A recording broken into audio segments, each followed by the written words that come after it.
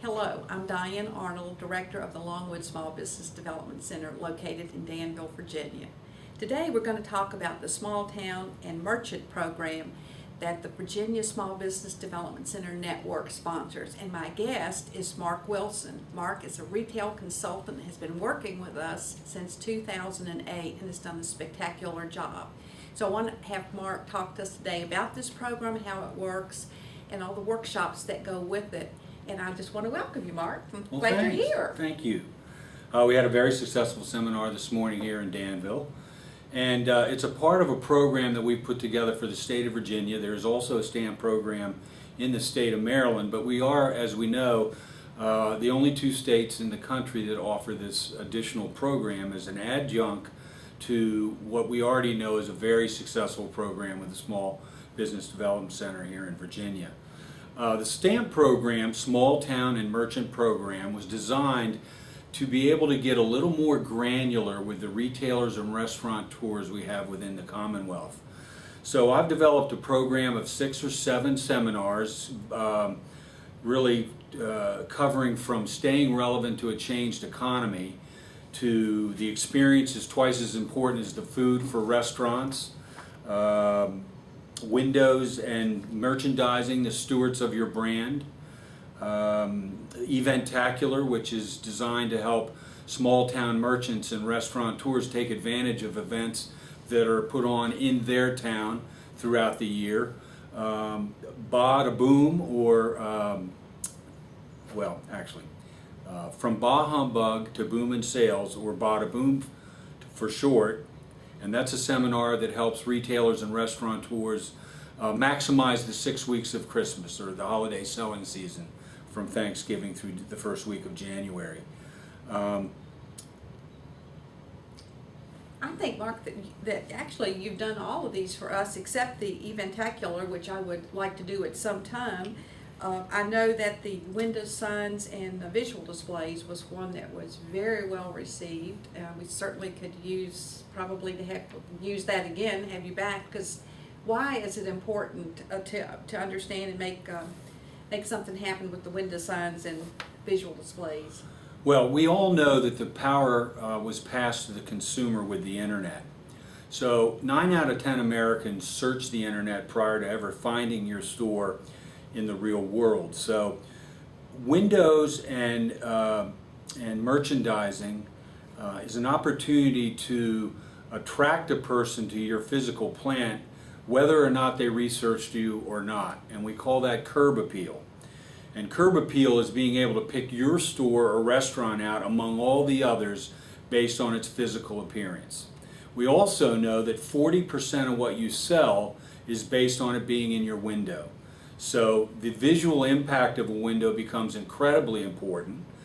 You have to determine whether your window is seen from a street or the sidewalk, because there's two different approaches that you have to take.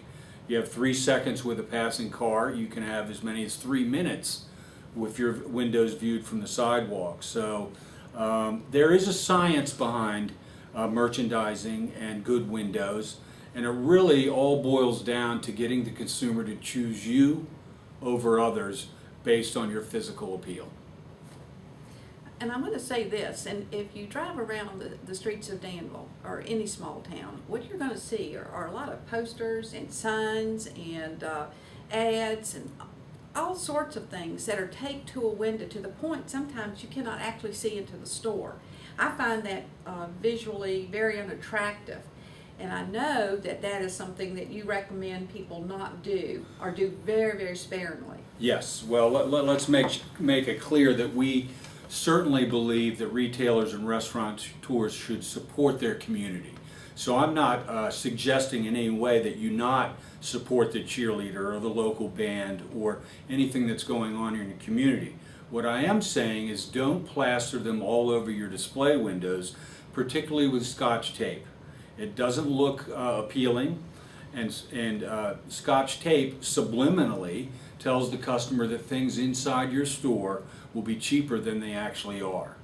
The second piece of advice I give retailers is don't put a bunch of signs on your door that says things I can't do when I come in to shop with you, like no cell phones or no strollers. Those are negative subliminals as well, and the consumer might pick not just to even enter at all. Thank you. You heard it here, folks.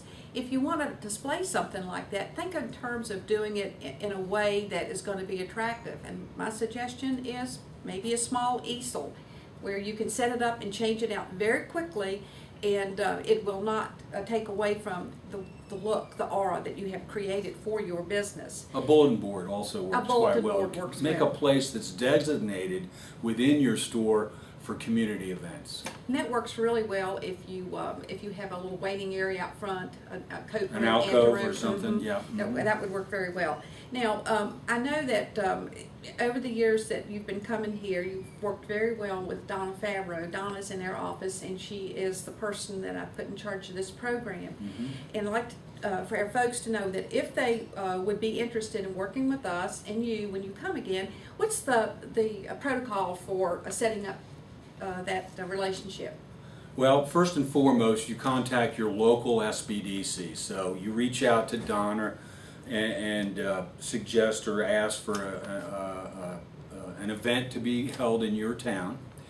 You pick which seminar you think is most appropriate for the time of the year and for your constituents. And that's the one of the 6 or 7 that we have to offer. And here's how it typically works. We found that seminars work best on Tuesday mornings. So I typically would travel into your town Monday night. I usually like to get here in time to kind of view the town prior to giving the seminar, so I know the lay of the land of Main Street in Maine in your town. The following morning we do a sunrise seminar at 8 o'clock. We run it from 8 to 10. We try to get the retailers back to their stores in time to get open. Then we generally have a little bit of a downtime, a half an hour or so, and then I start one-on-one appointments at 90 minutes at a time throughout the remainder of that day. I stay over that night and do 5 more the following day. So a typical 2-day event would be a seminar and 8 one-on-ones with individual businesses at 90 minutes at a time over the next 2 days. And it has worked wonderfly for our office. Now, if you go to our state website, which is Virginia, VIRGINIA, SBDC.org, you can find a list of all of the directors, all of the offices throughout the entire state. You can also read about this program. So wherever you are, you have the ability to get in touch with Mark. In the Danville area, you would want to contact Donna Favreau. Donna's phone number is 797-8442. 797-8482. And when she schedules Mark to come back in again, she will work with you to get an appointment with him and also let you know which workshop he will be doing. Mark, I'm thrilled with this. We have a wonderful little brochure that we can pass out. If you want one of these, you can contact our office. You'll see the contact information at the end of this. There's a little bio of Mark and his picture so you can remember him. And I just want to say that this morning was absolutely fantastic. We did art as a business workshop this morning. It was very well attended, and the comments were wonderful. I see we have a real need for this and throughout the region, and we probably will want to bring you back to do that again and promote it in some of the surrounding areas. So thank you for being with us today. Well, thanks for having me, and I always enjoy visiting Danville.